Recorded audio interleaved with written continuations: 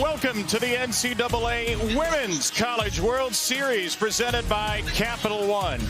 And the Player of the Year is back out there, Alyssa, for a third straight start. And there have been a lot of starts for Nijaree Canady. She started every game but one here in the NCAA tournament for Stanford, now 9 out of 10.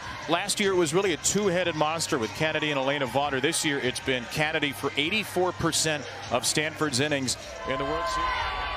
A team of sophomores and freshmen. The second-year Canady to the fifth-year Palacios, and a changeup strikes her out. Strikeouts of Brady and Palacios in a perfect first. Coach Allister, the head coach for Stanford, calls this changeup. Tied the school record for conference wins. They're looking for their first win against UCLA, and they will face the Pac-12 Freshman of the Year, Caitlin Terry. And Katie's with the way UCLA has been going, that they're going to go to Caitlin Terry with the start. And she burns Chan for her first strikeout. Another 1-2 from Terry. Strike three, goes up the ladder to get Gall. Two strikeouts and a 1-2-3 first for Canady and Terry. These pitchers are feeling good in this game already, even with the familiarity. The fourth time these two teams are playing each other. Through one inning, we've had 4 strikeouts, and the freshman has half of those. Sometimes she'll wait until second or third time through the order. Grant clobbers one to left field, the opposite way, off the top and over the wall. Megan Grant knocks one out to left field, and UCLA strikes first.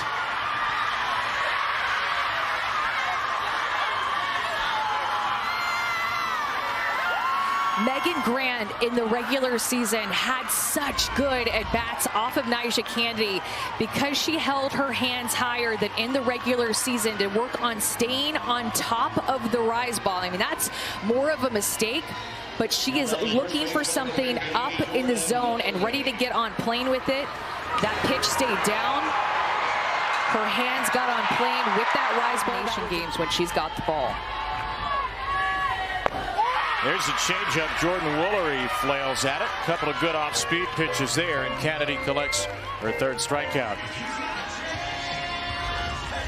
That changeup that we were talking about is she's been able to locate this pitch at a really nice height, right at the bottom of the zone. Bring it to the inside to mix in. Strike three up.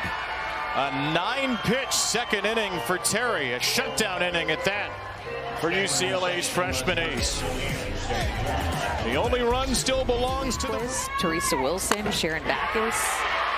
There's Mayoño with a base hit, slapped through the left side. And Janelle Mayoño with UCLA's second hit of the night. See Batbusters. Off the glove of the first baseman, Gall. That ball's ticketed for right field. And a couple of 2-strike hits in the inning for UCLA. Mayoño, who dashes to third. And now Jalen Alchin. Love the way here that Jalen Alchin had Maya Brady's back. Ended up striking out in front of her for the second time in this game, and Jalen Alchin just becomes tough with 2 strikes to get on top of that rise ball and hit it hard just over the head of Ava Gall here. And she'll throw it again. Palacios got her back to it from short. Mailer heaves in time. And Canady strands a pair. 8-9-1 coming up for the Cardinal. Hoping for that jinx to be reversed as Emily Jones stands in. And Jones slaps a first pitch to the left side. Brady can't handle it. A leadoff base hit for Stanford. It's Emily Jones' third hit of the tournament. And Stanford continuing to be aggressive like they were. There's her first swing. Loops one into the gap. Left center. It's off the wall for extra bases. Jones is waved around third. Here's the throw home, and it's late. Taryn Kern waits for her moment and finally uncoils for a violent swing, and Stanford ties the score. She doesn't get freaked out when she has 2 strikes on her. She lets that pitch get deep, knowing in this lefty-on-lefty matchup that Terry likes to go to that curveball away from her, and she sends it the opposite way to tie up this game. Look at the bottom of the order of Emily Jones being the spark to create this rally, leading off the inning with a hit, coming around to score. Grant was hunting early.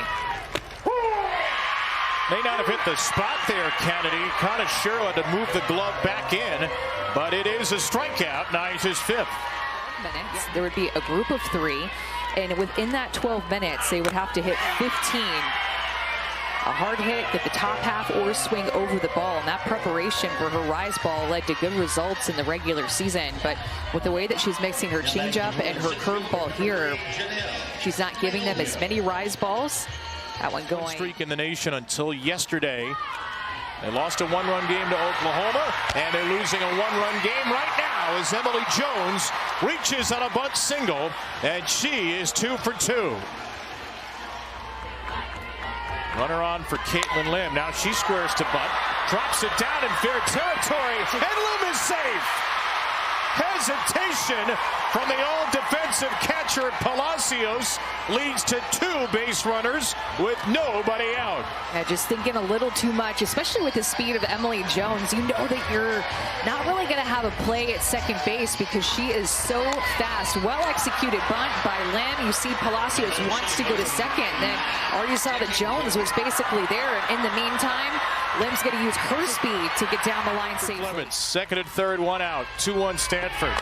Clements, fly ball into left field, hit pretty well. Alchin's there to make the play.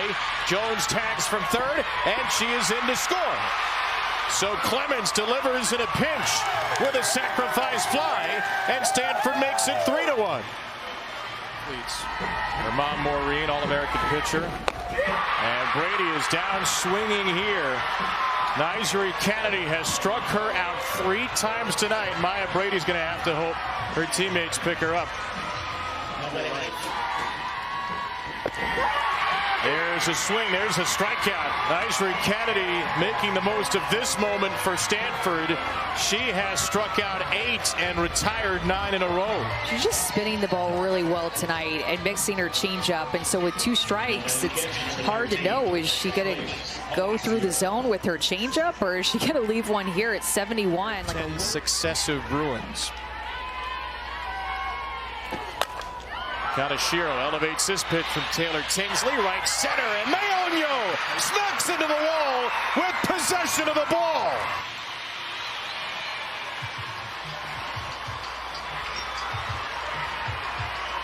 Janelle Mayonio has tracked down balls like this her entire career. Look at her read and just trying to feel where that was.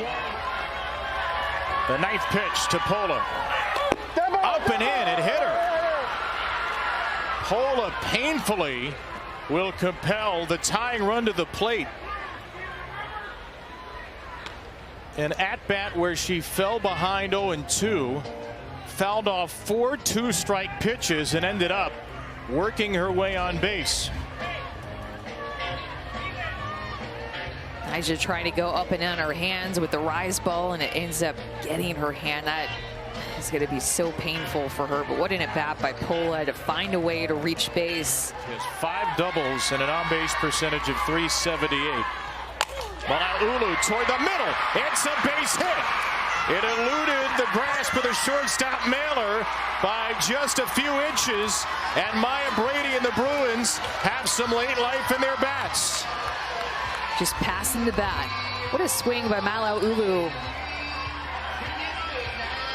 Early in the count, seeing one that is more down in the zone and getting on plane with it right back up the middle of the field. That was struck so hard, and now UCLA with 2 on. The last Pac-12 versus Pac-12 softball game has lived up to the hype. The hype that's been building for 40-plus years. Suarez, a soft ground ball to short. River Mailer to first, and the Stanford Cardinal stop their way into the semifinals.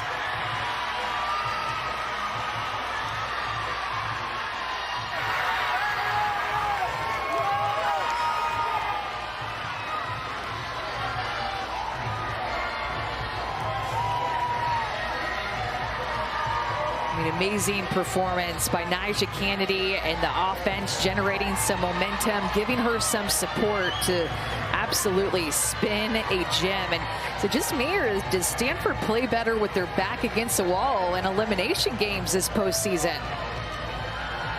5-0 now in elimination games, so no, it is not just you. They've outscored their opponents 26-3 in elimination games.